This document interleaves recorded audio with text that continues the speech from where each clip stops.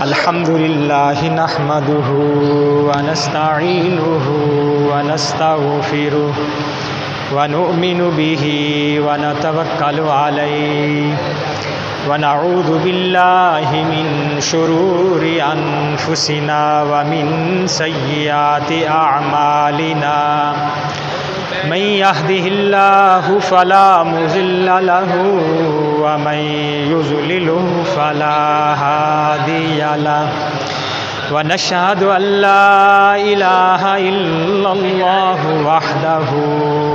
وحده لا شريك له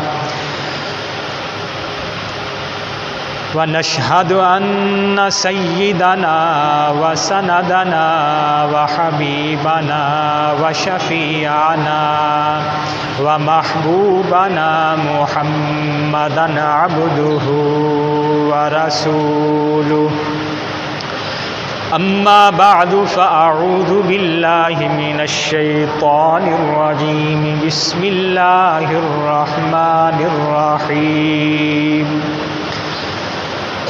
وَلَقَدْ نَصَرَكُمُ اللَّهُ بِبَدْرٍ وَأَنْتُمْ أَذِلَّةٌ وَقَالَ النَّبِيُّ صَلَّى اللَّهُ عَلَيْهِ وَسَلَّمَ مَنِ اعْتَكَفَ إِيمَانًا وَاحْتِسَابًا غُفِرَ لَهُ مَا تَقَدَّمَ صدق اللہ العظیم۔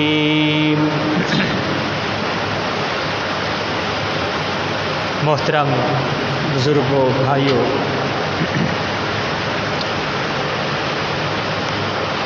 آج رمضان کی 16 تاریخ ہے۔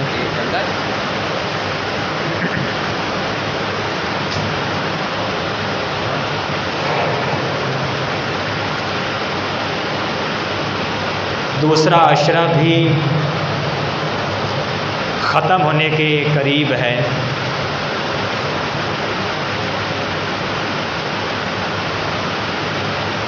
اس رمضان کی 17 تاریخ کو اسلام کا عظیم الشان معرکہ جسے غزوہ بدر کہا جاتا ہے وہ واقعہ پیش آیا تھا۔ تو اس حوالے سے بھی آپ حضرات کے سامنے کچھ عرض کروں گا، اور چونکہ آخری عشرہ بھی آگے 4 دن کے بعد شروع ہونے والا ہے، اس میں پورے عالم اسلام میں مساجد میں لوگ اعتکاف بیٹھیں گے، تو اعتکاف کی فضیلت بھی کچھ آپ کے سامنے عرض کروں گا۔ سب سے پہلے غزوہ بدر کے متعلق آپ کے سامنے کچھ عرض کرتا ہوں۔ بدر یہ ایک مقام، جگہ کا نام ہے۔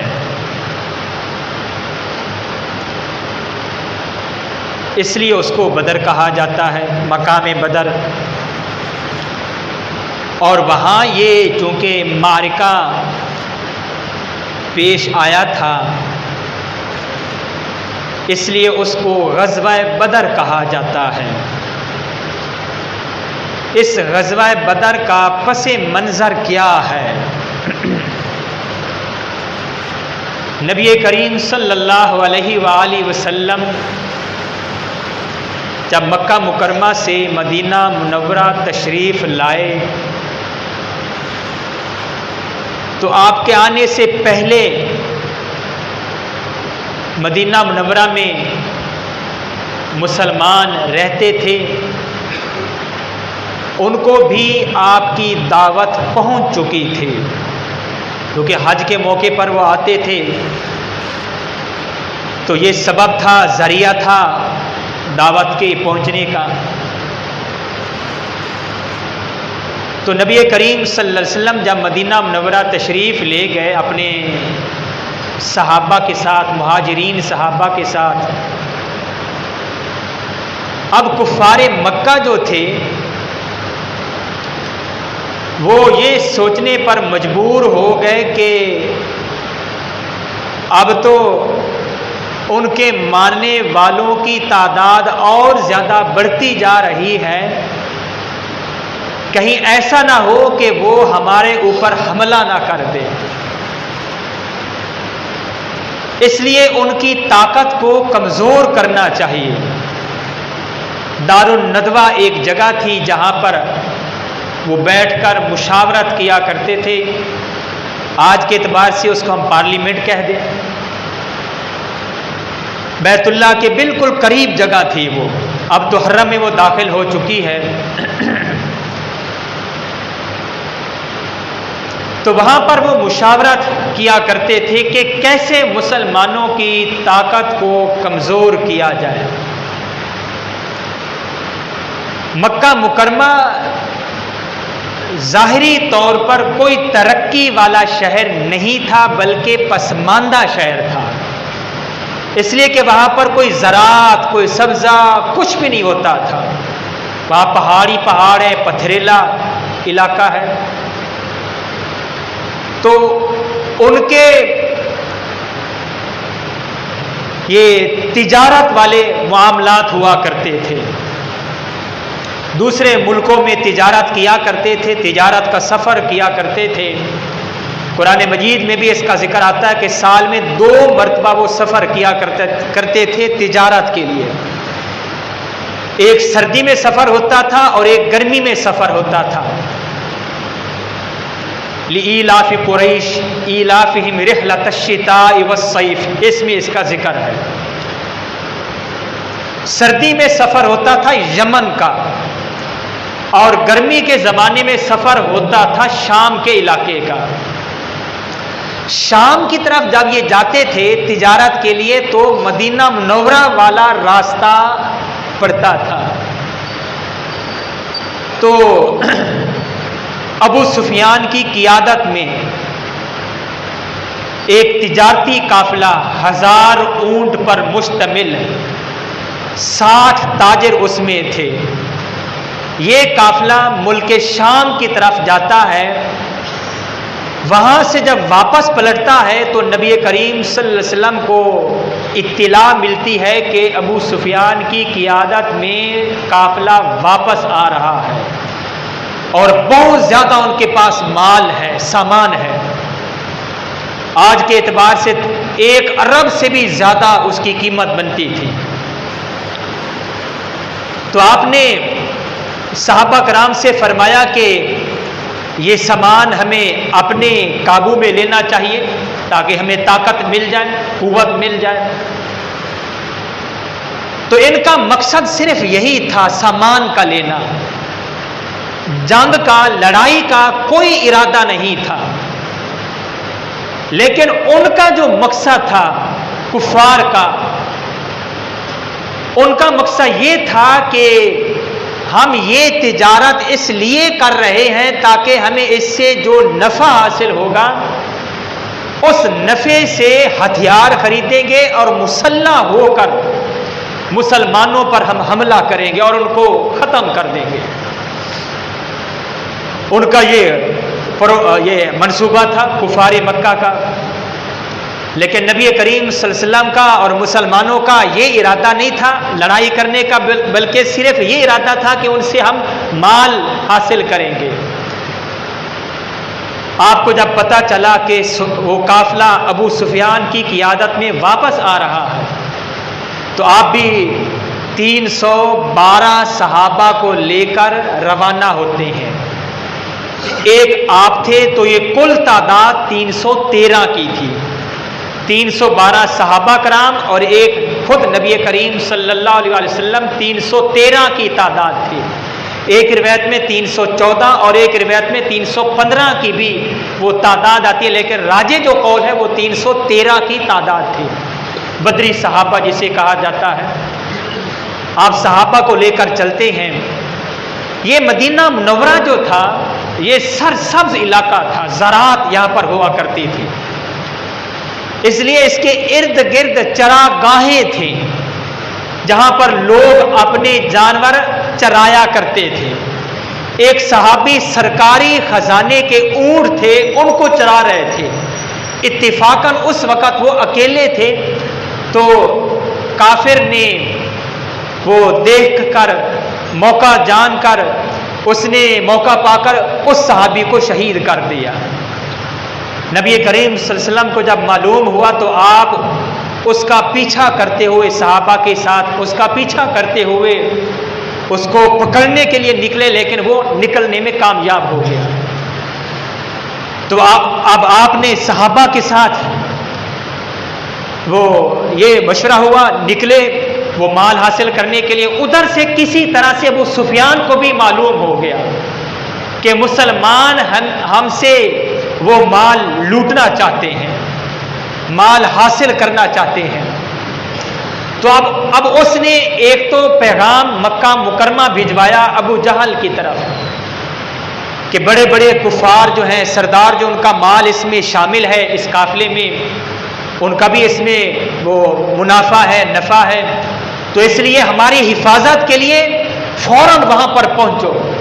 اور پھر اس نے راستہ بھی بدل لیا، ایک لمبا سفر لمبا راستہ اس نے اختیار کیا ابو سفیان نے. اس لیے مسلمان جب پہنچتے ہیں تو وہ دوسرے راستے سے نکل گیا ابو سفیان کا قافلہ. اب یہ وہاں پر ایک جگہ کا نام ہے، وہاں پر پڑاؤ ڈالا مسلمانوں نے. اور ادھر سے ابو جہل کو جب پتا چلا کہ مسلمان مال لوٹنا چاہتے ہیں، مال حاصل کرنا چاہتے ہیں، تو اس نے پھر اعلان کر دیا اور مرد عورتیں سب کو اس نے اکٹھا کیا اور یہ حکم دیا کہ سارے کے سارے نکلیں.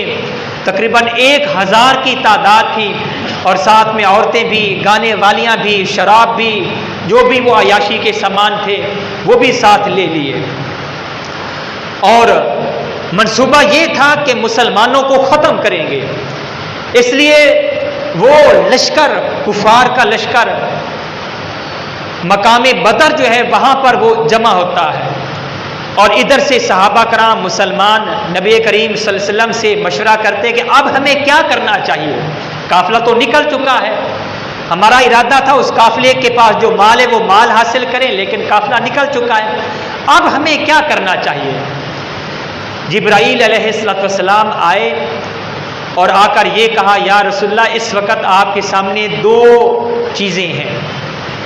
ایک تو یہ ہے کہ آگے بڑھیں، اور جب آگے بڑھیں گے تو شہادت بھی ہو سکتی ہے، جان بھی جا سکتی ہے، لیکن شہادت یہ ایک بہت عالی مقام ہے، ایک عظیم یہ مقصد ہے مسلمان کے لیے. اور اگر آپ پیچھے جائیں گے تو پھر یہ ایک قسم کا اس کا اثر جو ہوگا وہ غلط اثر پھیلے گا کہ مسلمان جو ہیں وہ واپس چلے گئے، ان کا مقصد صرف مال کا حاصل کرنا تھا اور ان کا کوئی ارادہ نہیں تھا. تو یہ بھی ایک قسم کا تاثر ٹھیک نہیں ہوگا. اس لیے آپ پھر صحابہ کرام سے مشورہ کرتے ہیں. ابو بکر صدیق رضی اللہ تعالیٰ عنہ کھڑے ہوئے، فرمایا یا رسول اللہ نکلنا چاہیے، آگے بڑھنا چاہیے. عمر فاروق رضی اللہ تعالیٰ عنہ کھڑے ہوئے، انہوں نے بھی یہی فرمایا کہ یا رسول اللہ آگے بڑھنا چاہیے، لڑائی کرنی چاہیے.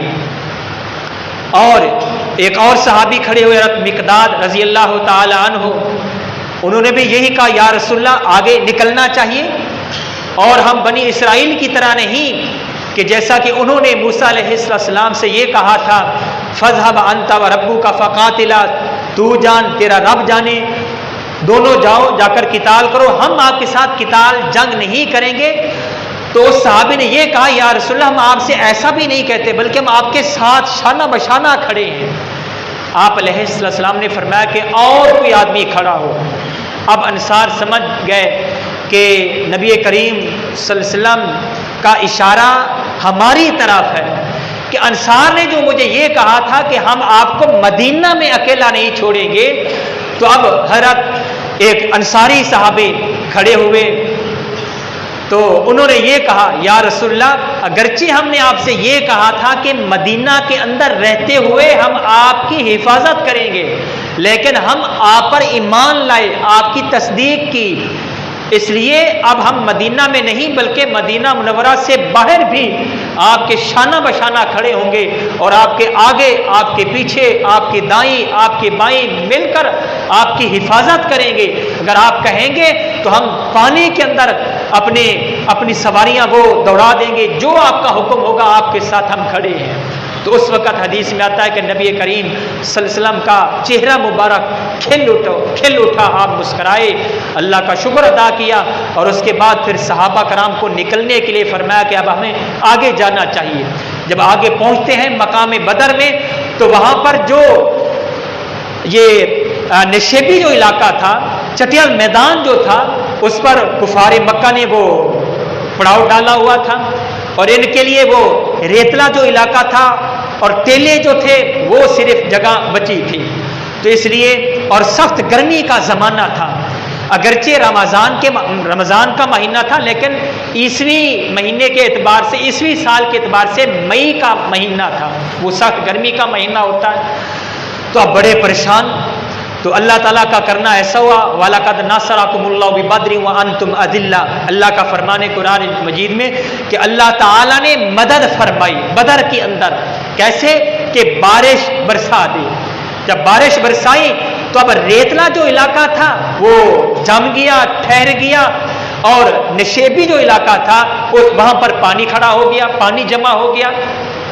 اب صحابہ کرام جو تھے وہ بالکل سکون کے ساتھ، اور وہ پریشان ہو گئے۔ اور پھر اس کے بعد نبی کریم صلی اللہ علیہ وسلم سے کہا گیا کہ یا رسول اللہ، آپ کے لیے یہاں پر ایک جگہ پر چھپر بنا دیا جائے۔ تو آپ علیہ السلام کے لیے چھپر بنایا گیا۔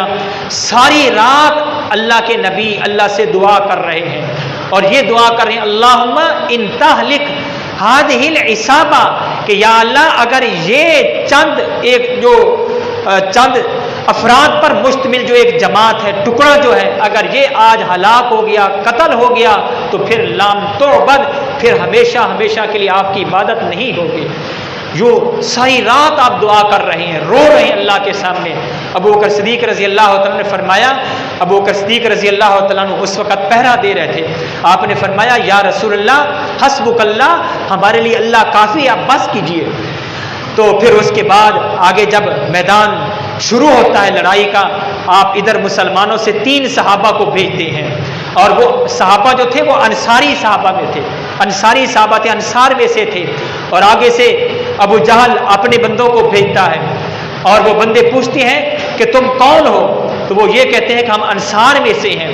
تو وہ یہ کہتے ہیں کہ ہم آپ سے نہیں لڑیں گے، بلکہ جو مہاجر ہیں، جو ہمیں چھوڑ کر آئے تھے مدینہ منورہ میں، وہ ہمارا آ کر مقابلہ کریں، ہم اپنوں کے ساتھ مقابلہ کریں گے، تمہارے ساتھ ہم مقابلہ نہیں کریں گے۔ تو نبی کریم صلی اللہ علیہ وسلم حضرت علی المرتضیٰ، حضرت حمزہ رضی اللہ تعالیٰ عنہ اور ایک اور صحابی کو بھیجتے ہیں۔ حضرت علی رضی اللہ تعالیٰ عنہ بھی، حضرت حمزہ رضی اللہ تعالیٰ عنہ بھی پہلے وار میں آگے کافروں کو جو ان کے مقابلے میں تھے ان کو قتل کرتے ہیں، جہنم رسید کرتے ہیں۔ اور دوسرے حضرت ابو عبیدہ غالبہ رضی اللہ تعالیٰ عنہ تھے، وہ اپنے مقابل کا مقابلہ کرتے ہیں، تو ان کے مقابلے میں جو کافر آیا تھا اس کا مقابلہ کرتے ہیں، لیکن زخمی ہو جاتے ہیں، ایک ٹانگ پر وہ وار ہوتا ہے، زخمی ہو جاتے ہیں، نیچے گرتے ہیں۔ ادھر سے حضرت حمزہ، حضرت علی المرتضیٰ رضی اللہ تعالیٰ آ کر وہ پھر اس کا مقابلہ کرتے ہیں اور اس کو جہنم رسید کرتے ہیں۔ یوں مقابلہ ہوتا رہا، اور پھر گھمسان کی لڑائی شروع ہو جاتی ہے۔ حضرت عبد الرحمن بن عوف رضی اللہ تعالیٰ عنہ فرماتے ہیں کہ جب ہماری صفیں بنائی جا رہی تھی تو میرے دائیں بائیں 2 چھوٹے بچے تھے، انہوں نے مجھے یہ کہا چچا جان ابو جہل کہاں ہے؟ میں نے جب ان کو دیکھا تو پوچھا کہ آپ اس کے بارے میں کیوں پوچھ رہے ہیں؟ تو ان 2 بچوں نے، جن کا نام معوذ اور معاذ ہے، حضرت افرار رضی اللہ تعالیٰ عنہ کے بیٹے تھے، تو ان بچوں نے یہ کہا کہ ہم نے سنا ہے کہ وہ ہمارے نبی کو گالیاں دیتا ہے، آج یا تو ہم مریں گے یا اس کو ماریں گے۔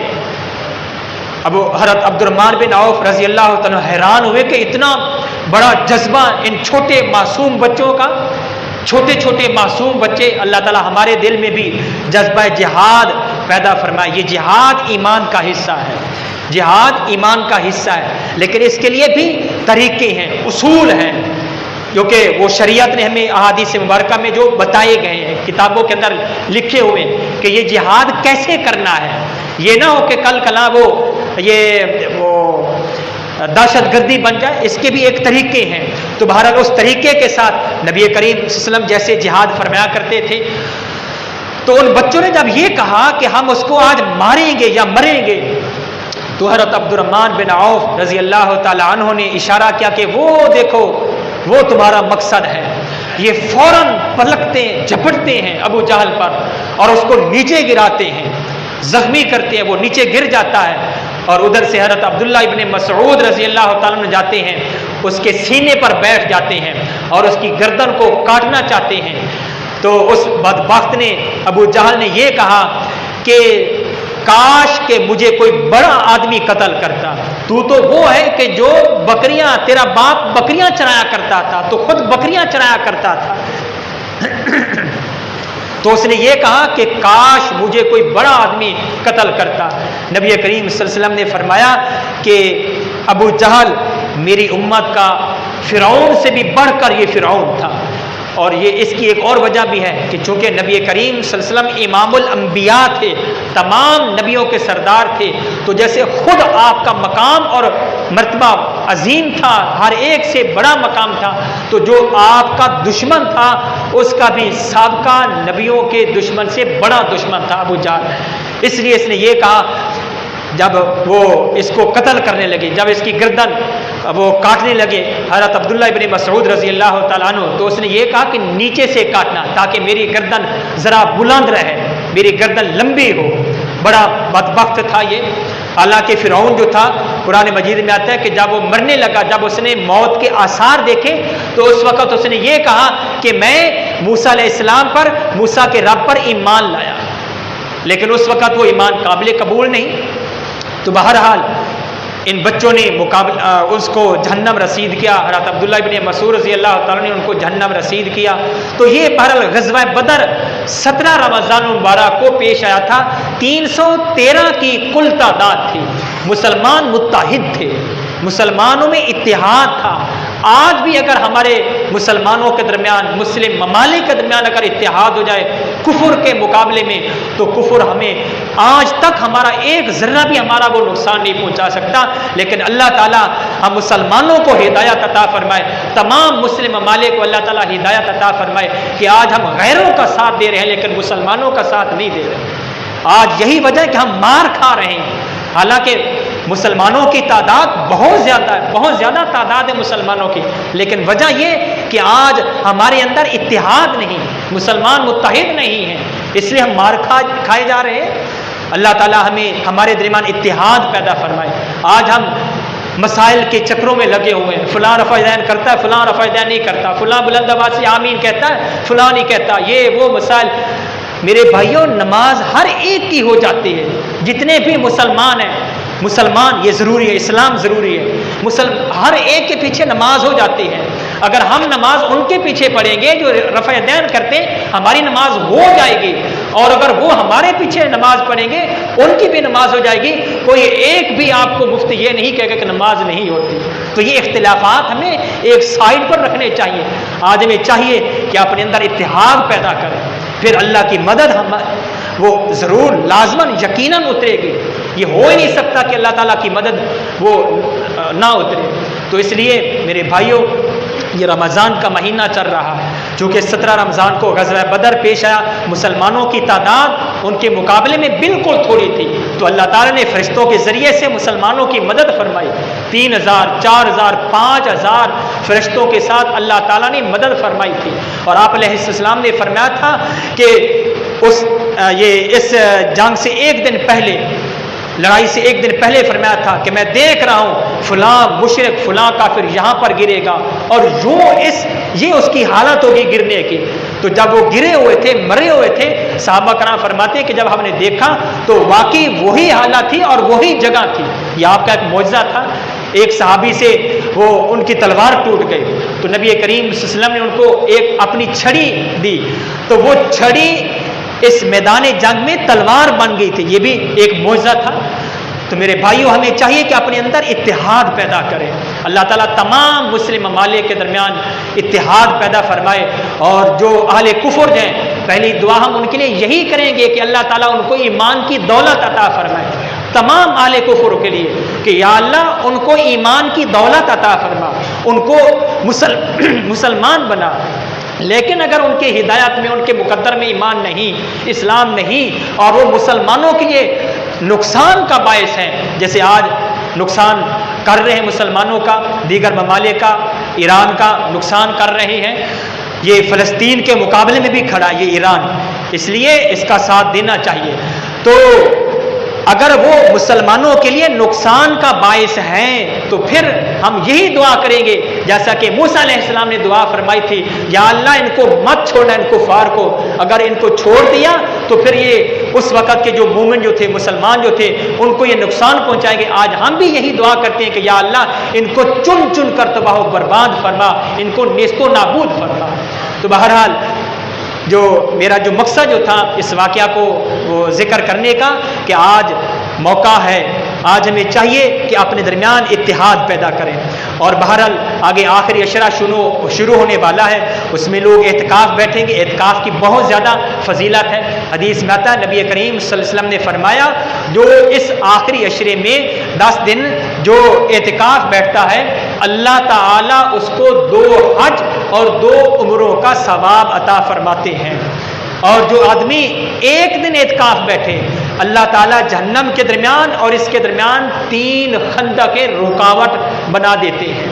بہت زیادہ اس کی فضیلت ہے اعتکاف بیٹھنے کی. اس لیے چاہیے مسلمانوں کو چاہیے کہ مساجد میں اعتکاف بیٹھیں, اور اگر 10 دن نہیں بیٹھ سکتے ایک دن بیٹھ جائیں. ایک دن نہیں بیٹھ سکتے تو حدیث میں آتا ہے جس مسجد میں جماعت ہوتی ہے اس مسجد میں مغرب سے عشاء تک جو آدمی اعتکاف بیٹھے گا اعتکاف کی نیت کر لے کہ یا اللہ میں نے اعتکاف کی نیت کی, اور اس دوران مغرب سے عشاء تک وہ کوئی دنیاوی بات نہ کرے, صرف اللہ کا ذکر, اللہ کی یاد ہو, نماز نفل وغیرہ, قرآن مجید کی تلاوت, درود شریف, استغفار, لا الہ الا اللہ. تو آپ نے فرمایا کہ اللہ تعالیٰ اس کے لیے جنت میں محل تیار فرمائیں گے. بہرحال اس کی بہت زیادہ فضیلت مزید انشاءاللہ اگلے جمعہ پر آپ حضرات کے سامنے عرض کروں گا. اللہ میں سمجھنے کی توفیق عطا فرمائے.